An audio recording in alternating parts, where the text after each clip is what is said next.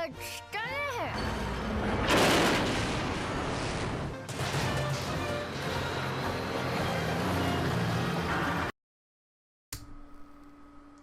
everyone, welcome to Fiaura, and today we're going to talk about the Swingfire. Now, I've heard a lot of complaining about this tank, and I've heard a lot of people counter the complaints by saying they have good game, and it's more of a playstyle issue than it is if it's a bad tank or not. And we're going to talk about that. But first, what is the history of this vehicle? What is it about? Where is it from? Who developed it? Why was it used? So, the Swingfire was actually developed by Britain. And it is a replacement for the Vickers Vigilant missile system.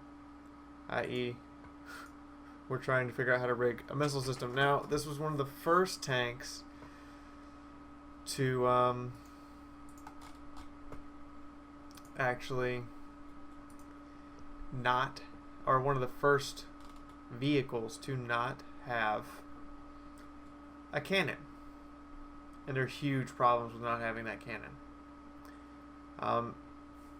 Basically, it could provide like light machine gun support to the infantry, but otherwise all it had were missiles to shoot at other vehicles, and when you need something to break up a machine gun nest or another moderate armor target that a missile is just not very useful for, it kind of doesn't work very well. Now, it was used from the 70s into the mid-80s, and even saw use in the Gulf War, all by the British. And it is derived from the FV-430 series of armored personnel carriers. In real life, it only carries 14 missiles. In game, it carries 30. Also in real life, it could only fire the missiles out to 100 meters because they're supposedly wire guided. Yeah, there's wires attached. After that point, the missile is free-forming and firing on its own. There's not much else I could find out about this vehicle other than it was effective against armored tanks about keeping itself hidden, but for an infantry support vehicle, there were things that people thought it should have. So, moving on to its purpose in armored warfare, this is the most passive AFV in existence, which is not my playstyle. I'm not good in this tank. I tried to get a PvP victory for you guys that would show how to play this tank, and a lot of the PvP victories that I have in this thing are just boring. You kind of just sit, you find a bush, you sit there, and you spot everything, let everyone else fire, but you don't actually fire your own missiles. You don't actually do a lot of your own damage. And then when you're actually firing your missiles and doing your damage, it's because no one else is doing it, or because you don't mind getting spotted, because as soon as this thing fires, if it's anywhere near, and when I say near, I'm talking 350 meters, if it's anywhere near anybody, they see it. I see a lot of Swingfire players camping the back, and if you know how to break up a camp, they can't do anything. Also, the velocity on the missile is only 200 meters a second. It's easy to dodge a Swingfire missile, even if it's fired directly at you. It also has a very, very bad turning radius. So once the missile's in flight, if it's getting close to you and you make a sharp turn at high speed, it just flat out misses. The missile can't make the same turn. And once it flies past you, it takes way too wide of an arc to wrap around without hitting the environment or actually continuing to track. So yeah, that's the negatives.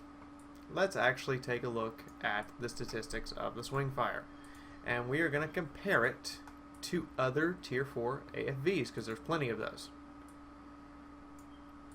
So factor in that this does have a commander in it, and these others will not, because I don't have them yet, obviously.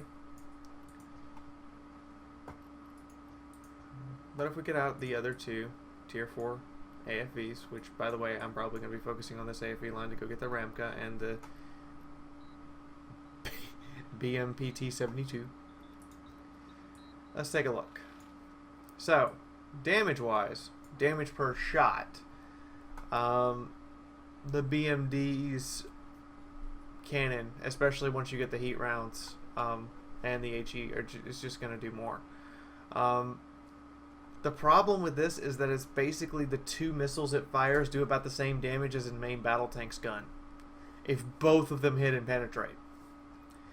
And then it takes 15 seconds to reload it.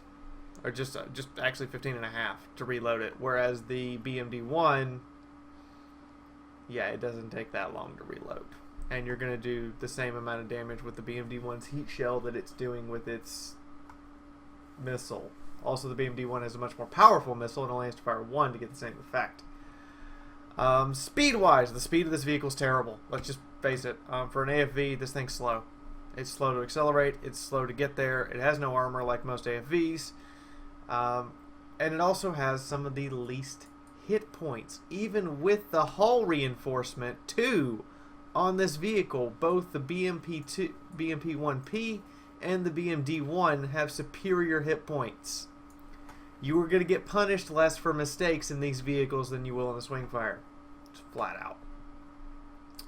Camouflage-wise, though, the Swingfire has the best camouflage and view range. Even without Washington in the vehicle, this thing has view range for miles. Plus, it gets if it sits still, its view range goes way through the roof. Another 80 meters base. So sitting still with Washington in this vehicle, your view range is near 600 meters. However,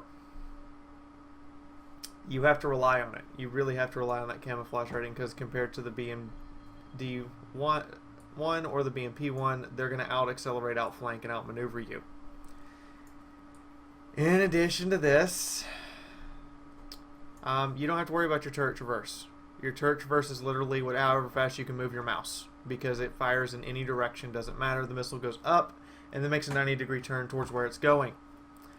The depression is amazing because, again, the missile fires up and then down. You just have to get that little bitty sensor, this little box here or this little box here, or hell, even this thing on top. This little sensor thing has to be exposed to be able to shoot the target, which means you can do minimal, absolute minimal exposure to get a missile off. That's the good news. The bad news is once something's on top of you, you're pretty much dead. Now, we can keep going. We can break this down further, but you guys get the idea. This is not, in my opinion, this is not the best AFV. This is a support tank. It is an excellent spotter. I'll give it that. It is an excellent support vehicle to fire in supporting shots.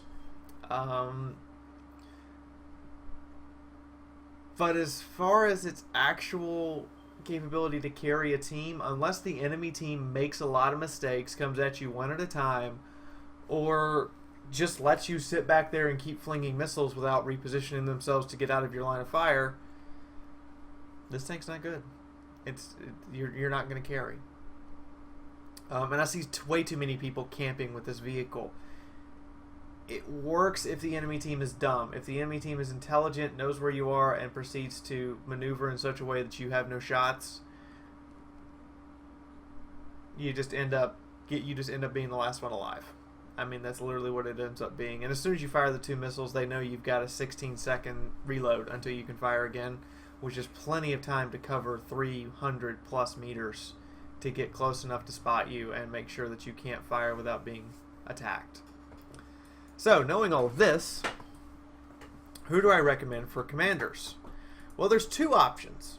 If you want to take advantage of the vision and camouflage, you go with Sabrina Washington. I like her on my AFVs because of the extra camouflage rating and because of the vigilant. However, if you want to be a missileer, you go with Rashid, who you get off the Sheridan, because he can reduce the time it takes to aim the missile, or he can reduce the reload time. He can increase your hull traverse, which is important in this vehicle. It does have a low hull traverse for an AFV. And he can just make this a better missile boat. But it's your choice. If you want to go with the missiles, you go with Rashid. Just flat out. If you want to go with the camouflage factor and the spotting, then you go with Sabrina, and I go with Sabrina for the camouflage and the spotting. And the hidden gunner really helps this vehicle a lot, But then again, you're dealing with a longer ATGM reload time, a longer lock-on time, i.e. a longer time between movement before you can fire the ATGM. So, that's about all I have to say about it. Crew skill-wise, I mean, I prefer explosive shells, and I prefer spin it to win it. Next, I would get off-road driving, and I would debate between rapid fire and actually, yeah, just rapid fire is the only one I would get. There's no gunner skills that are useful for missiles, really, because your accuracy is wherever you pointed the missile, and everything else about it's not really that important. And since this thing only has missiles, you can see where this is going. Extra module damage and extra rate of fire is about all you need. Retrofit-wise, without the hull reinforcement, this thing barely has less than 700 hit points. It is fragile. So I recommend that in your universal slot. Firepower slots, experimental propellant and cooling sleeve doesn't affect your missile reload. The chrome barrel, maybe. MRS doesn't affect you because it's a shape charge. The enhanced shell materials actually don't affect you because, well, you can't move and fire. The gyro stabilizers, but the cooling sleeve doesn't affect this tank, so it's useless. I had it equipped and was like, I didn't get a reduction in reload time. What's the point of equipping this? So about the only things are either the magnetic actuator is probably the best one, but you need to go over to the M109 artillery to get it.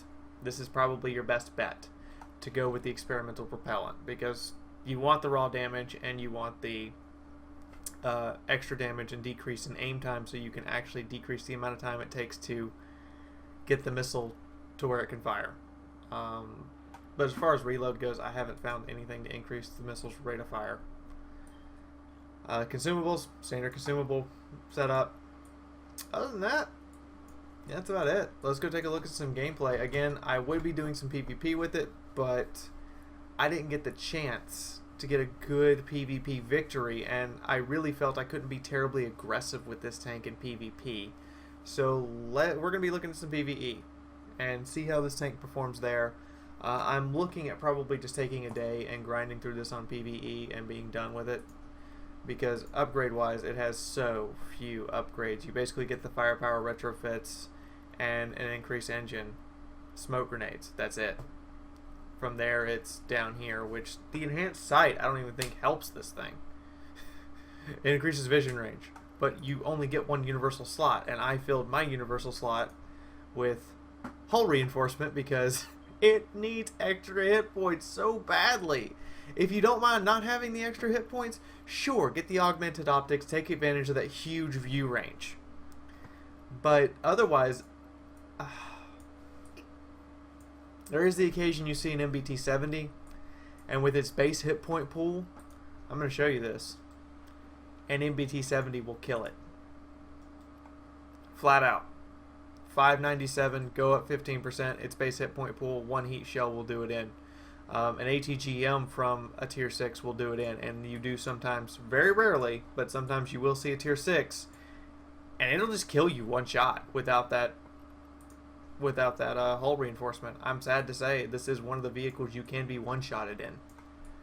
So yeah, your choice. If you don't mind not having it, go with the vision increase. If you do mind, then go with the hull reinforcement. Anyway, let's go take a look at some gameplay. Alright guys, so we are on Ghost Hunter, which is one of the harder PvE missions. I do express to my teammates, I do not like this tank. And it's because I can't be aggressive, and I'm a very aggressive player. Now, if you prefer your sniping and just to be a spotter kind of deal, your support vehicle, you might enjoy this a bit more. I don't enjoy this tank at all. I know I'm going to have to grind through it to get the Fox, and the Fox is amazing. So the grind is worth it. Now remember how I said all you have to do is get a little bitty sliver of that turret area above? Yeah, I can shoot right now. Just make sure nobody drives between you when the missile's in flight, or it will go at them instead of the target you're shooting at, and that's just bad. That's the other defect with this tank, is it's all missiles, and the missiles fly in an arc. If somebody drives between you while they're in air, they turn around and go after them. So, don't hide behind people. You can't hide behind people to use this tank.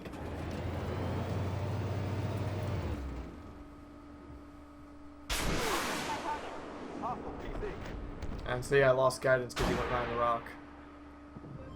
That's it, and because the missiles are so slow, you're going to see me fire a lot of shots, and the enemy's going to be dead before it gets there. It's one of the most frustrating things about this vehicle, is because it only has missiles and no cannon. You're going to fire, and the missile's not going to be there. See, I fired off 2, and I would have got the kill, but then everybody's cannon rounds get reloaded before my second missile arrives. And your aim time with the missile doesn't start until you come to a complete stop. So until your KPH hits 0, your aim timer doesn't start, whereas everybody else's aim timer is constantly in flux based upon how fast they're moving. So it might say, oh, you have a 1.5 or a 2 second aim time. You have a full 2 seconds or 1.5 seconds before you can fire. You can't snapshot, you can't take a premature shot, and you most certainly can't take any shots on the move. You can see that where my issues with this vehicle come as an aggressive player who prefers to flank and be in people's faces and continue moving to avoid shots. But hey, that's not everybody's playstyle, and I understand and respect that. Besides, I'm just reviewing the vehicle for you to show you how to and kind of try to show you how to play it.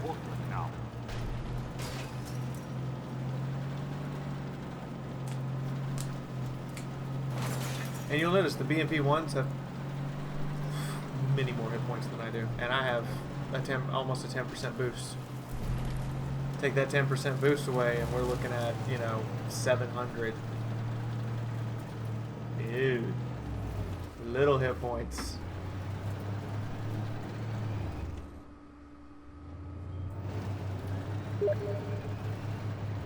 And again, you have to maintain line of sight while you're guiding the missile. You can move once the missile is fired, but you have to continue to keep your aim circle on the intended target at the intended weak point. And yes, you do have to hit weak points. This is not just a spam missile through the front of the tank, especially against Soviet tanks at these tiers, because they get a huge increase in their armor versus your shaped charges, which, guess what? All missiles are shaped charges. So it's something that you're going to be fighting against is those Soviet tanks that go, by the way, I have a 1.5 times armor against your missile. You don't have a problem penetrating them in weak points, but just penetrating their forward plates is sometimes difficult. I do like the fact of how quickly the missiles fire between each other, by the way. That's a nice feature. I guess it's there for balance since you have a near 16-second reload.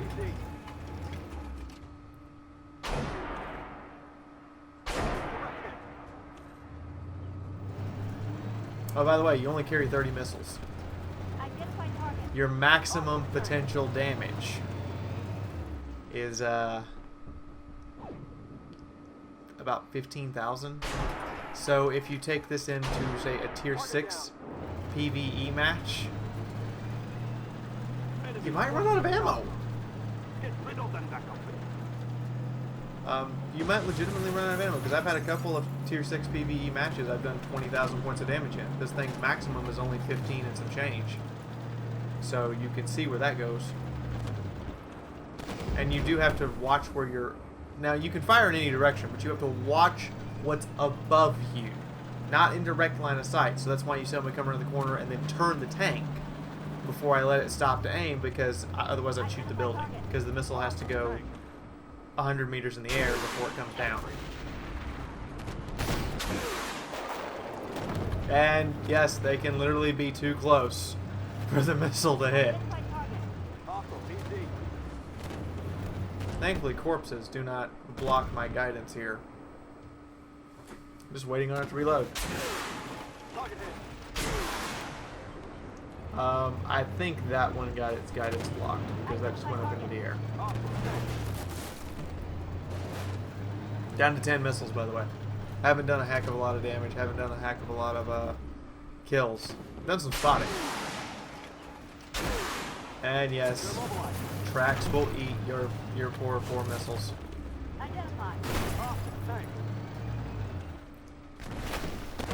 But again, the vehicle is pretty balanced. I mean, I do have a longer reload than the Sheridan for about the same amount of damage that a Sherry pulls. Just I get 2 shots, so if one misses, I still get another chance to hit you.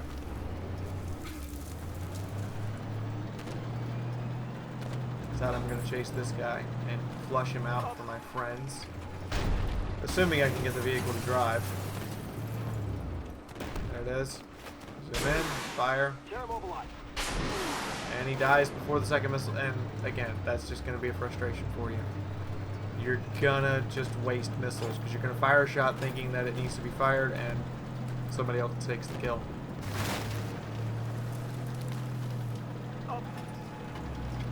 You basically have a 500 alpha that's split into about 2 shots, and you have to get used to that.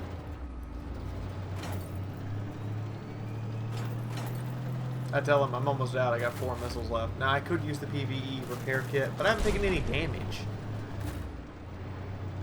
So if I do run out of missiles, that's when I'll use it. But otherwise, I'm trying to conserve it in case I actually take a hit.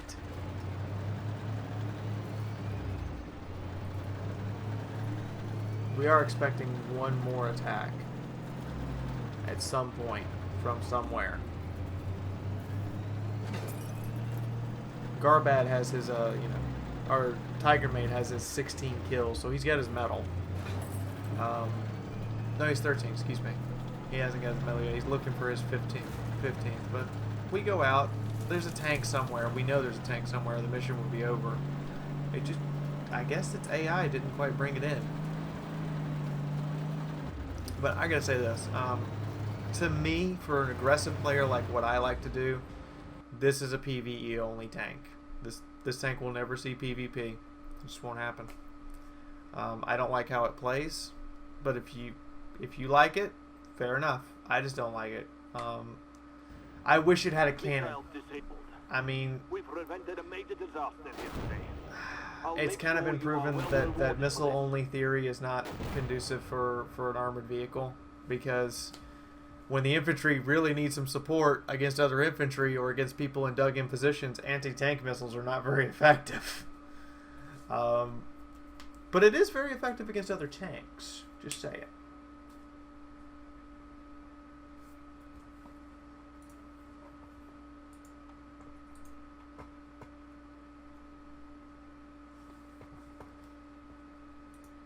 Let's go take a look at the stats, just show you what it does. And this is kind of sadly about what you're going to expect. And when you people take you into tier 5 and 6 PvE mode, you're going to have to deal with all the ERA in the world. I did get the blue star, which kind of surprised me about this one. So that means I got the highest reputation. I didn't do the most damage. I got the most spots and a huge assist pool. That is what this tank does. It spots things. You have to rely on everybody else to actually kill it. You just light it up. They take care of it. Panzer's the only one with kills right now. So I hope you guys have enjoyed. Itchies. If you did, please hit the like button. And I would appreciate it if you would share this on Facebook and Reddit and Twitter and wherever else you could. I don't want to be anywhere near this freaking. If you would like to see more stuff on Fiaura, please hit the subscribe button. If you want to see the previous tank review, it's right there. I believe it is the Bagel Panzer. I'm going to go ahead and reload the gun. You want to always make sure. Press that reload button. Don't you go in with no partial clip. Don't you do it. Your mama told you better. Because basically, don't you do it. You go in with a full clip. Shorthand way on TeamSpeak of going, that's a bagel, shoot it! Or I'm bringing a bagel, and everybody knows what you're bringing. So, yeah. Like I said, you gotta let it aim. I hope to see you all in the next video. Once you let it aim, it does its job fairly well. You do really, I mean, if you just hold the trigger down, you're going to miss shots. You have to let this gun work. Now, I start to head back, and I go, wait a minute, that T-72's got this. Fiaura officially said, I'm not needed back there. Bye-bye, guys. Also, look at the elevation